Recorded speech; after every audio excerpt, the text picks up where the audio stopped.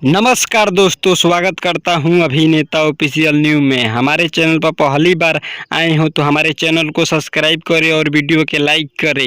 ये खबर है भोजपुरी सुपरस्टार खेसारी लाल यादव जी के एक बवाल हिंदी सॉन्ग के बारे में, जिस हिंदी सॉन्ग का नाम है तू कुत्ते से दिल लगा ले। जी हाँ दोस्तों, जिस गाने का नाम है तू कुत्ते से दिल लगा ले, इस गाने को लिखे हैं अजय बच्चन और म्यूजिक दिए हैं प्रियांशु सिंह और गाए हैं खेसारी लाल यादव जी और शिल्पी राज। जी हाँ दोस्तों, खेसारी लाल यादव जी और शिल्पी राज ने इस गाने को गाए हैं। इस गाने को रिलीज के बात किया जाए तो इस गाने को रिलीज किया जाएगा कल सुबह 7 बजे Saregama home Bhojpuri YouTube channel पर। जी हाँ दोस्तों, यानी 23 नवंबर सुबह 7 बजे। जी हाँ दोस्तों, उम्मीद करता हूँ कि ये खबर आप लोगों को अच्छी लगी हो तो हमारे चैनल को सब्सक्राइब करें और वीडियो के लाइक करें और साथ ही कमेंट करें कि ये वीडियो कैसी लगी। मिलते हैं नेक्स्ट वीडियो में किसी बवाल खबर के साथ।